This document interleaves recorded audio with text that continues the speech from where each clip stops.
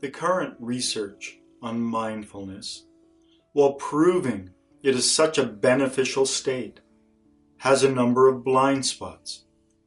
Foremost is the bias implicitly woven into most of these studies. As mentioned in previous videos, mindfulness is a higher state of awareness than mindlessness and is fueled by a higher energy. And the reason most people are unable to maintain this state is that they are broken and fractured and leaking far too much energy at the lower levels, energy that should be conserved and used at the higher levels to grow our being. And here a good metaphor is to imagine that we are 3-story energy factories. Now this metaphor will be expanded and developed later in this series, but imagine we have a basement, a ground floor, and a top floor. And the top floor represents the mindful state. Now each floor has 3 rooms, perhaps a study filled with books, representing the mind, an exercise room, representing the body, and an art room, representing the feelings. And each room has an occupant.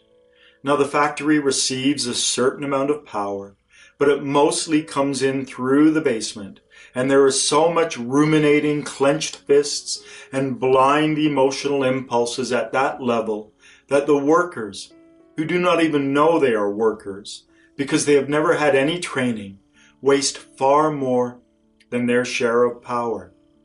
The ground floor workers also get power, enough to fuel their natural robotic state and do things very repetitively, but they also waste a disproportionate share of this energy.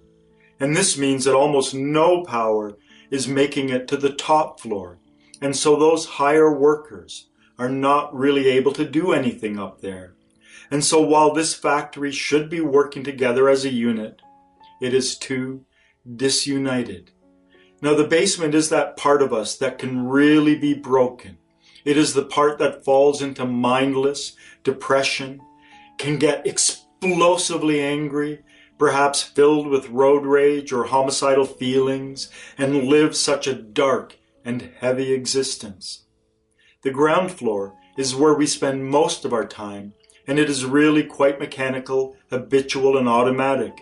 It is the part that always automatically reaches for a door handle with the same hand, and always puts the same foot in first when putting on pants. It lives on automatic pilot and is very robotic and can read, watch TV, write books, give lectures, and drive for miles, purely out of habit with any kind of real self-awareness or self-reflectivity. While the upper floor is the self-reflective mindfulness floor. Now anytime someone says, turn on a light on the top floor, we somehow manage to get the other floors working properly and conserve the energy to turn the light on. And as we do, everything below seems normal and working the way it should. But as soon as we forget, as soon as that person stops telling us to be mindful, we simply revert back to the old leaky state. And so they give you a questionnaire about your inner state at the beginning of an 8-week mindfulness course, and you list the despair, the depression, the anxiety, and the broken feelings you feel. Then they spend a few hours every week for 8 weeks reminding you to turn the light on in one of the rooms on the upper floor. And every time you do this, the lower floors fall into line and conserve the power needed to turn that one light on. And so at the end of the 8 weeks, they give you another questionnaire. And this questionnaire is handed to you by the person who has coached you to be mindful. And you answer it in that state with the mindfulness light on, so you do not feel as bad or as broken.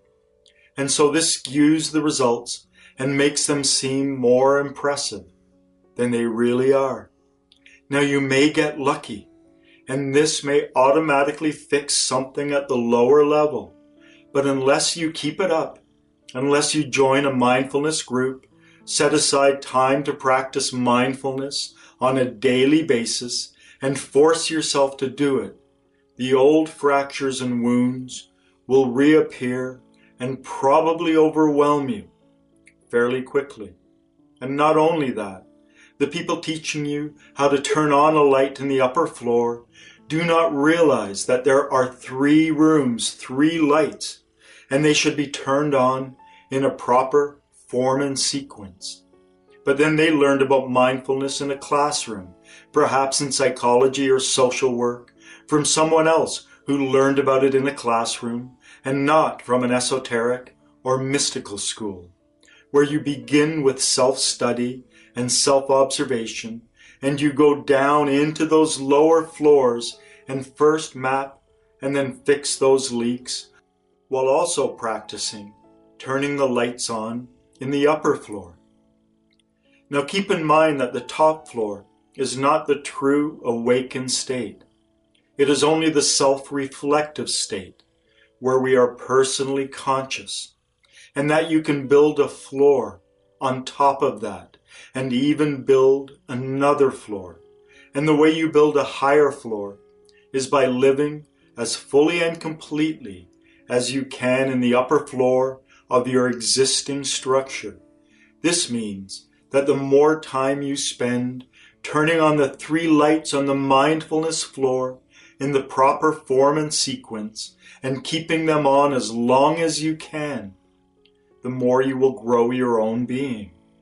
And if you simply paper over the cracks at the lower level, as is what happens with a lot of normal mindfulness and even spiritual meditation training, without going down and really renovating the lower levels, finding and filling those cracks and fixing those leaks, it is far too easy to tumble back down at the slightest provocation.